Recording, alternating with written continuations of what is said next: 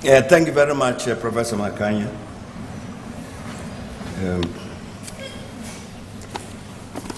Let me start by joining Professor Makanya in welcoming Her Excellency, the Vice President of the Republic of Gambia. Thank you very much indeed for blessing our lecture by coming here.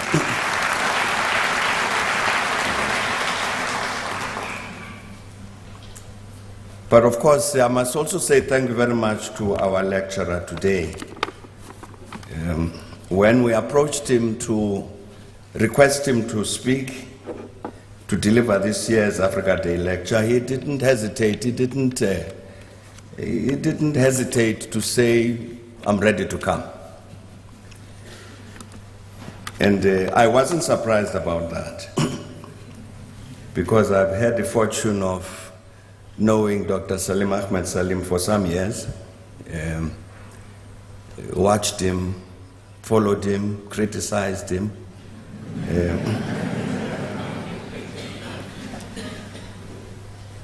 You'd remember that some time ago I was president of South Africa.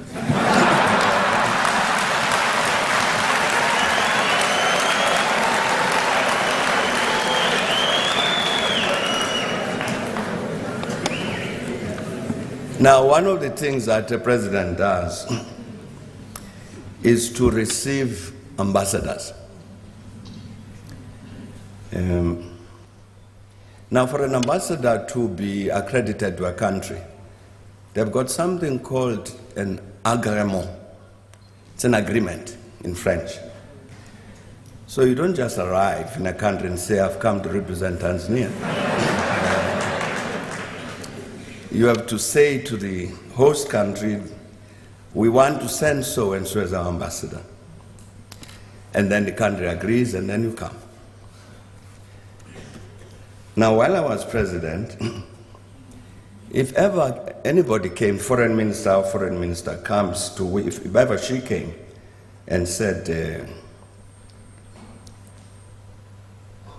"There's an ambassador," then I request to deploy an ambassador who is 22 years old, I would say no. I mean, how can you deploy a baby as an ambassador? But I would have been wrong in the case of Dr. Salim, because when he took his first ambassadorial post, he was 22 years old. I think that tells you what kind of person we have tonight as our distinguished lecturer. We are talking here about defining this leadership paradigm. My sense is that Dr. Salim is in fact exactly the kind of leader that we need. I don't know if he is himself the paradigm. In 1989, the leadership of the ANC decided that it was clear that the country was drifting towards negotiations, and therefore that we needed to prepare for that. And so we sat in Lusaka and drafted a document dealing with this challenge of negotiations, and decided that we would then consult the frontline states about this document before taking it to the OAU. So we drafted it, and the first country we visited to consult on the document was Tanzania. And so we got to Dar es Salaam, an appointment arranged with the government. Dr. Salim at the time was Deputy Prime Minister of Tanzania. So we met a delegation which he led. And didn't he attack us? He says, "But you come here, you're talking about negotiating with the Boers. You should be fighting the Boers, you must remove them, overthrow them. What is this negotiation? Big trouble. Plenty trouble. So, when we finished that meeting and went to our hotel, we were very depressed. Our delegation was led by the late O.R. Tambo. He was the only one who was not depressed. The rest of us were saying, no, this is a very bad start. Because Salim gave us a lot of trouble. And then he said to us, of course, never mind what we are saying. Tomorrow you are going to meet with Mwalimu, which we did. But what he did, which we didn't understand, was to prepare us for the meeting with Mwalimu, to make sure that we prepare our arguments correctly so that by the time we get to Mwalimu, we are able to convince him. And indeed, by the time we met Mwalimu, we were well armed. Because when he came at us with his arguments, we knew how to respond. Because overnight we had prepared, thanks to what Dr. Salim did, to prepare us.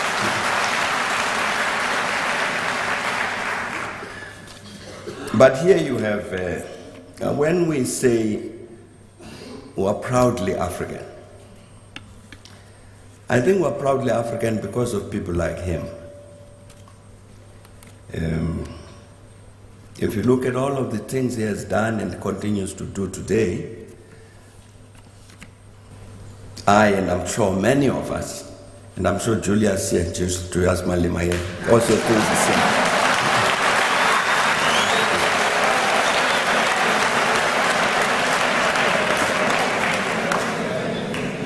I'm saying that all of us would always say, we also want to be like Salim Ahmed Salim.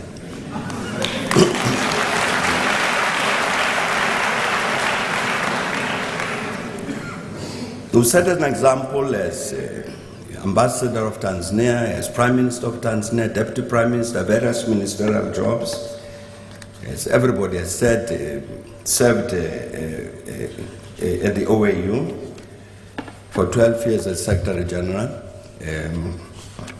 critical role at a critical time, was ambassador at the UN, did a lot of work at the United Nations, non-aligned movement and so on. This is a person, this is an African who's outstanding in terms of the national duties he carried out in Tanzania, in terms of the duties he carried out on our continent, and the duties he carried out globally. Always and always determined to ensure that he represents us, the Africans, properly. So that there could not be anybody anywhere in the world who would say anything negative about Africans, so long as that Africanness was defined by what Salim Ahmed Salim did. Thank you very much for coming, and we look forward to listening to you. Thanks a lot.